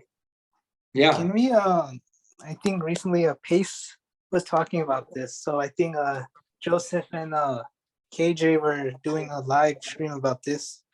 So they were now they were going, instead of doing loan assumption, it looks like they finally found a solution to do sub 2 on a multifamily. So it looks like what they were doing was partnering in the LLC with the owner or something on that line. Marcel, you're a sub 2 student, and also Trevor, so I think you guys may have heard about this, right? you know, I'm gonna say this based on what we have been taught and what we've learned from the industry leaders so far. It's a very touchy topic, right? But I'd be really excited for someone to teach me the proof of concept. What do you think, Trevor? If anybody can pull off a sub 2 on a big commercial loan, it'd be Pace Morby. Yeah. He could do it. I don't know how. We've never seen it before. We've never even heard it talked about outside of Pace. But if it could be done, it'd be a great tool to add to the toolbox for sure. 100%. Appreciate it, guys. Thank you for all this today. Matter of fact, Jerry, are you still on? Hey, Jerry, what are some, let me unmute you because we can touch on this real quick. What are some requirements if you get like an agency loan, like a big loan, right? Or like a bank loan? Isn't there like requirements even to like send in monthly statements to the bank and stuff like that throughout the lifetime of the asset and stuff? Yeah, there could be. They don't always do that stuff. But if there's a maybe if it's a borrower, maybe a first time borrower through the agency or something like that, they're gonna be more stringent on all those things. Gotcha. What's your take? What's your take, Jerry, like on taking over? I mean, I don't know what your experience in the creative finance world is, but do you have a take on taking a loan over subject to, like an existing loan, basically to keep the loan in the name of the current owner, but Oh, so just you're make the talking like payments kind of like a wholesale deal or owner finance where they're still on the line for the debt? for the debt, and you just start making the payments for them? Yeah, I But mean, the deed transfers, right? The deed transfers to you or your company? Yeah. yeah, usually when you're dealing with the agency loans like that, they're going to underwrite you. And you've got to qualify for the debt, to take the debt over. But the agency loans generally are, you're able to take them over. But you've got to qualify, and generally, I mean, I've heard of where the agencies, if you don't qualify as well as the current owner of the property, they might turn you down. Yeah. Which is that then a loan assumption, or is that still, could that still Yeah. be a sub to? That's a loan assumption. The agencies, I mean, it's a really gray area if you're become, kind of in charge of the property as like a wholesale deal or whatever, or a sub to. That could be a really gray area. And Yeah. I would say they wouldn't like it too much. Which they don't on the single family either, right? So Yeah. that shouldn't be the barrier. But it will be Yeah. interesting, Joe. Will be interesting to see. I really would love to learn more on that from Paige. Right? I would say that if it's not an agency loan,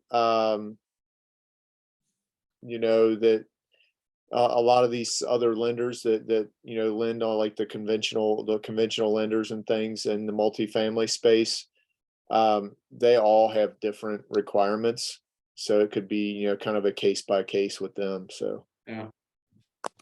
But generally, they're gonna want to underwrite whoever's signing up to take over and be in charge, because when you're doing the when you're doing the agency debt, they're gonna want to know who the property manager is and everything. So exactly. So they're gonna want to know everything.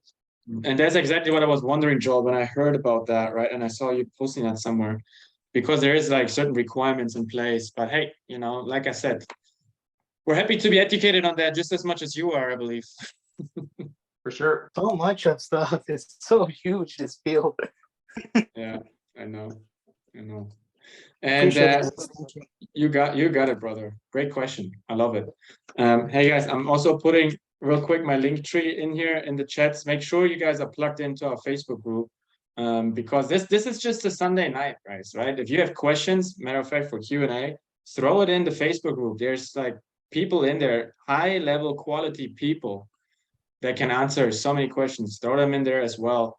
And then if you would do us a favor, to subscribe to that stupid YouTube link, so we can finally change our URL to something a little bit more professional and have enough subscribers to do that. All right, next question. Let's go, Aldo. Let's go, brother. Hey, yo, what up? What up? To the G, thanks for all of your hard work and everything you guys have put out. I have a bit of a technical question for you here. What are some of the specific areas that you would stress test, things you look for to make sure that your underwriting checks out, I guess? Victor. Could you expand on that question? I mean, when you underwrite, there's several variables that are going into this, right? And most of our assumptions. How do you stress this, and what are the key, like maybe 1 to 3 variables that you try to stress test to make sure that your underwriting checks out? Well, I think one of the first things that you want to take a look at is, I guess, their current expense ratio. Sure. That's a really easy one to take a look at. If they're running a Class C property and then their expense ratio is 35%, yeah, hell, that's not what you're going to be paying if you take over the property, right? So just those, I don't want to say rules of thumb, but there are like guidelines for what a Class A, B, and C expense ratio should be. So that will be an easy stress test. Next, looking for just you identify the market vacancy to see what is the actual vacancy for the market. You may have a property that's on your rent roll 100% occupied. If that's all they provide you, they're trying to sell you that it's 100% occupied, but that's only at that particular time. That's not going to be what's going to be for the entire year. So a couple of those things. And then I guess a real big stress test will be what your break-even occupancy point. So if what you expect your expenses and the debt that you're underwriting at, how much do you need, how much occupancy do you need for you to break even to be able to pay off all of your actual expenses and debt? So if it's like, if you need anything above 80% occupied, that's pretty high risk for you to that's really high risk. And lower the break-even occupancy ratio, the better, the safer it is. Does that vary per asset class in your experience, or is it just property specific? I mean, average is between 60 to 80%. Obviously, lower is better. Okay. That's just a level of risk. It's and everybody is different too, depending on your own risk tolerance. Some people are maybe less risk averse and they would want something lower. I know some GPs, they would not look at any deals where the going in break even occupancy ratio below 75%, they won't even look at. Oh, okay. I'm used to 80% in senior living, but yeah, I hear you. So a follow-up question, if I may, how do you then, or what are the, I guess, key variables that you have to have in place in order to come up with an offer? Does that make sense? So, you underwrite the deal, you put in everything that's in the T12, maybe that doesn't pencil out, but you still want to put out an offer. Well, these are the areas that are going to have to change for me or these are the key variables that have to be in place in order for me to offer something that's going to pencil out, or me. Yeah. Does that make sense? Oh, sorry. Yeah, I think I understand where you're going.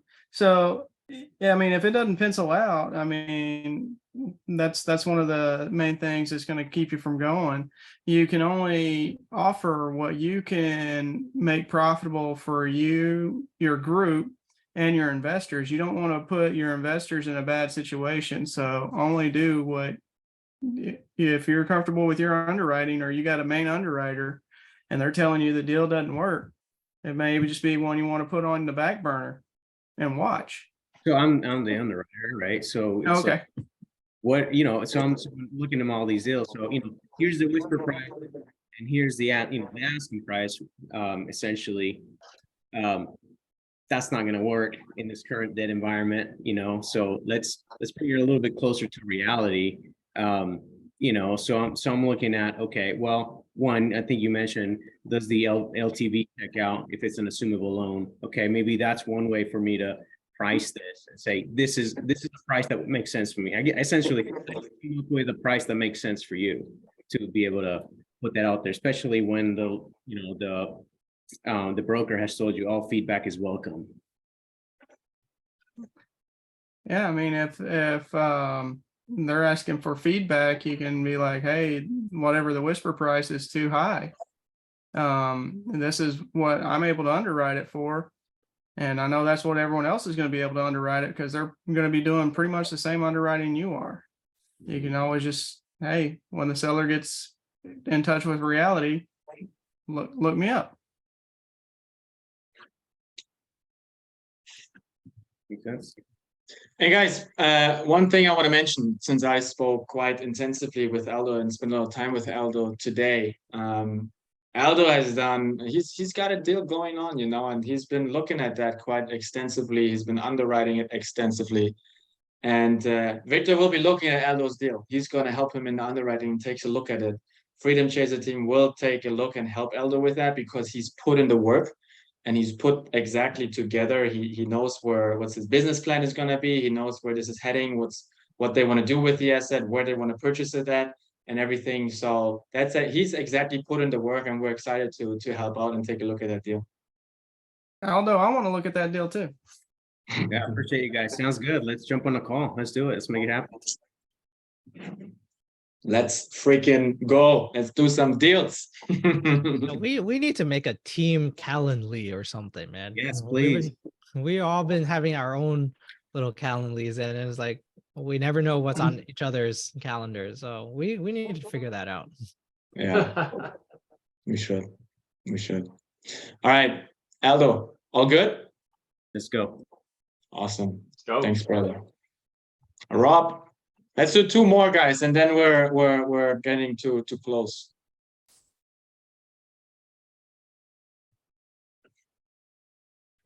Yeah, appreciate bringing me back up here. I just wanted to just touch base on putting this team together because we're in the beginning stages. Pace was saying on the Elephant Challenge that it should be a rather intimate group, just to make sure that you're being as productive as possible. So like I was mentioning earlier in the call, we got our categories, proportioned out. We just want to make sure that we are filling those categories with the right people, maximizing their efforts and their strengths.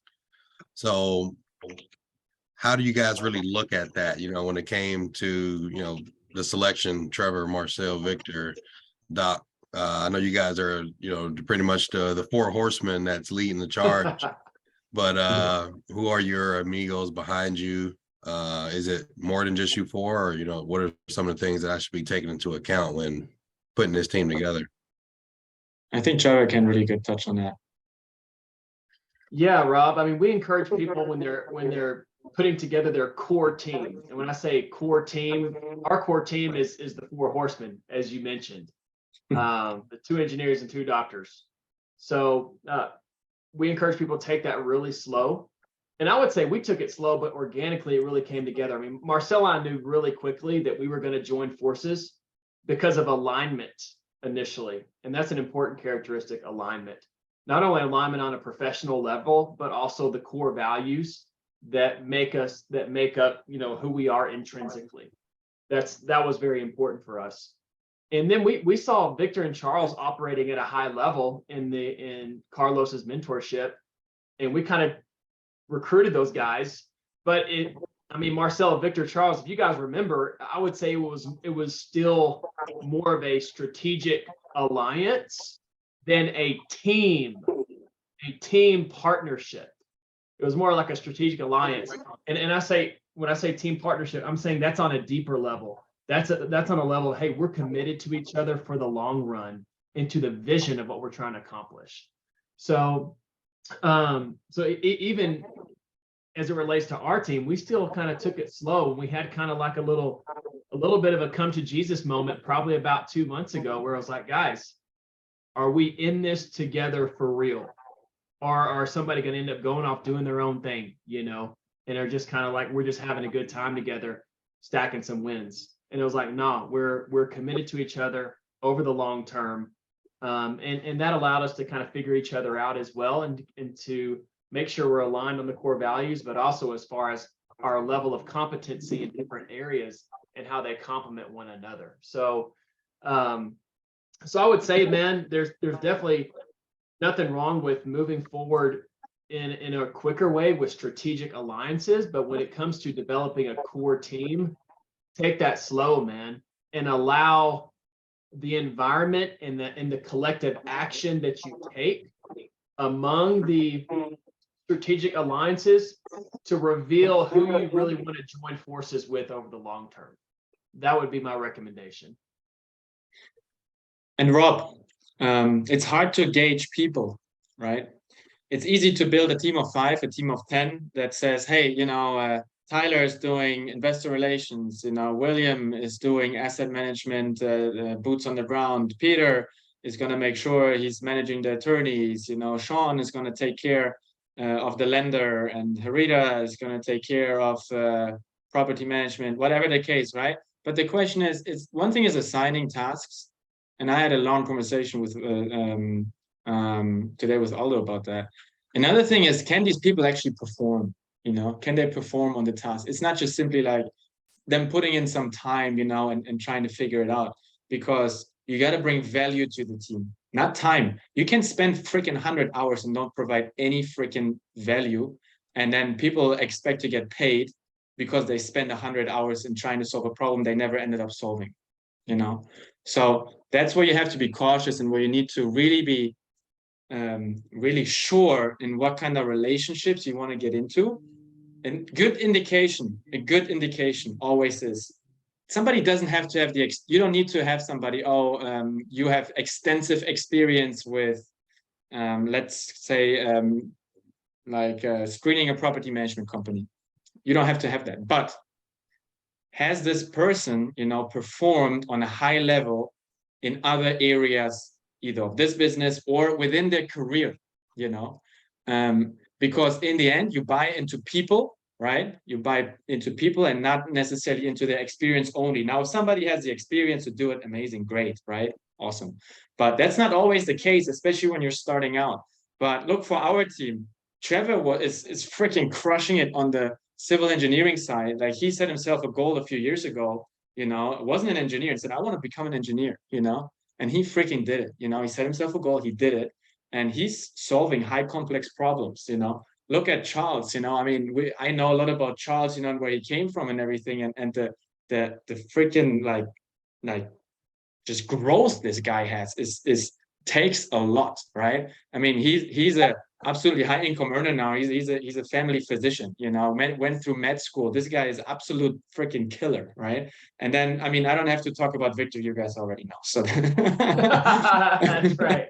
but this is what you need, you know. And we started also kind of fresh, right? But I knew that these guys, you know, when you give them a problem, they can go and solve it, and they're reliable and dependable. And this is also what Trevor said 2 months ago. We had to come, you know, a real meeting. And are we a team now? You know, are we going to do this together, or is somebody, you know, taking a different approach? So you got to take it slow and see what people have done in the past. You know, have they been able to solve complex issues? You know, what's their track record? That's my advice, you know. Be cautious on that. Have deep conversations, have uncomfortable conversations, you know, and that will go a long way, because you're in here for the long haul, right? And if you have one partner up, you know, that's enough. You only need one to start off, you know, and then you make some alliances. Maybe you start with a little bit JV first, you know, touch the water, see how it goes, but don't commit yourself too soon, I would say. Yeah, I Lots of can't blah, say it blah. any better than what Trevor and Marcel did. I mean, we had that.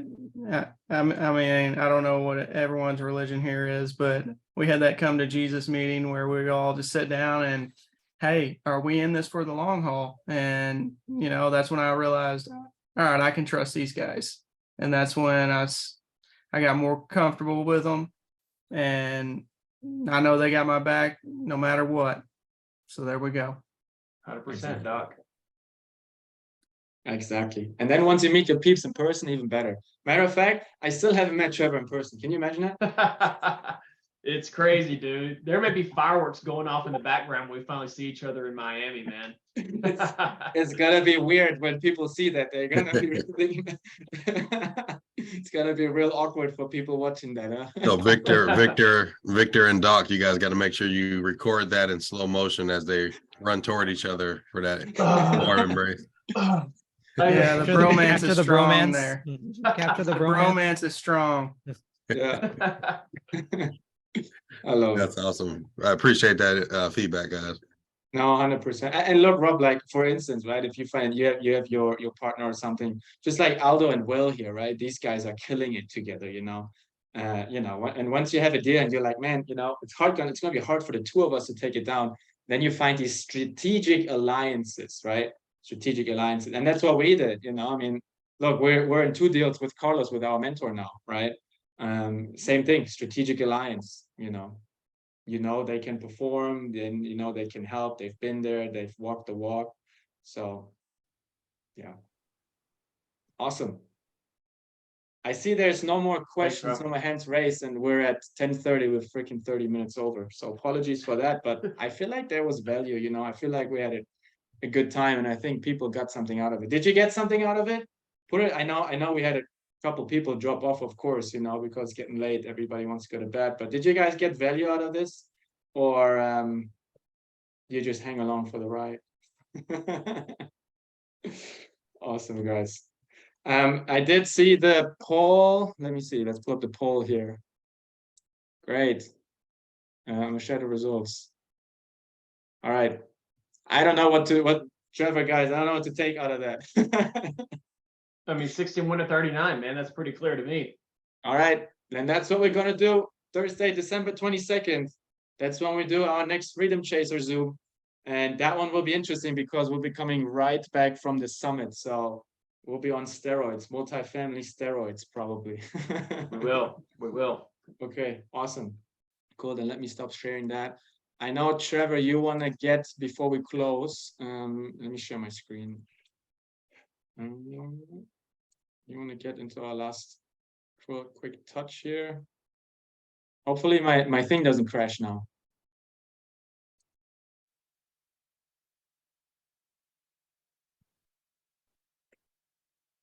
Marcel crash. Marcel was gonna pull up, y'all. Was oh yeah, are you back now? He back.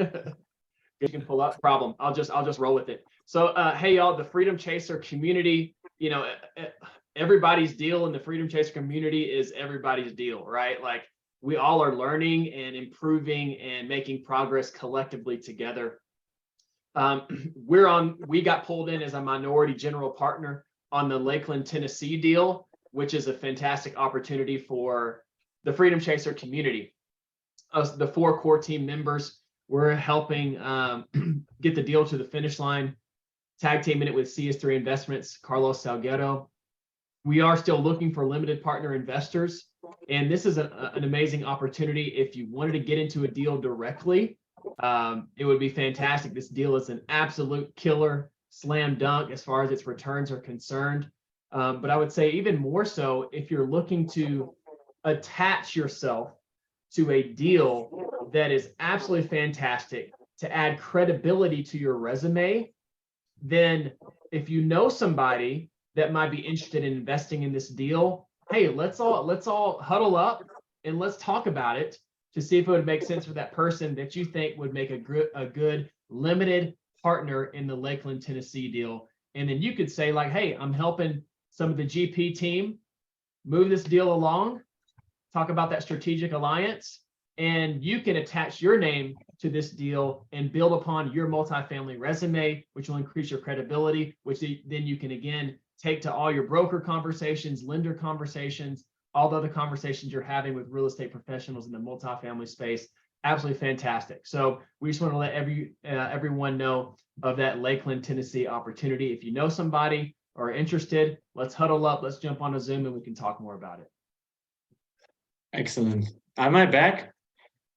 You're back, brother. I don't know why that happens every time, man. Sorry, guys. All right, yeah, I see there's some questions in the chat. Exactly, proximity. Tyler says it. That's exactly what it is. Proximity, proximity, proximity.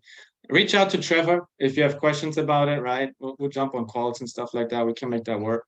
But let's huddle up on that separately. All right, guys, with that being said, now 35 minutes over. I think we've never went over this long. My God, this freaking computer is driving me nuts. Let me try to bring up our last slide here. 1 second, technology. Trevor, you want to tell a story before we go? Do I want to tell a story? Here we go. Can you see my screen? It just says live question and answer. Live question. Ah, okay. Maybe you need to unshare and then reshare. I'm gonna tell you, I'm not gonna share my screen because it's gonna crash again. Watch out. Watch this. How about this? I'm gonna share my screen. If it crashes, Trevor's gonna bring us home tonight. That's right. How about that? How I will. about that? Yeah. All right. Let's see what happens.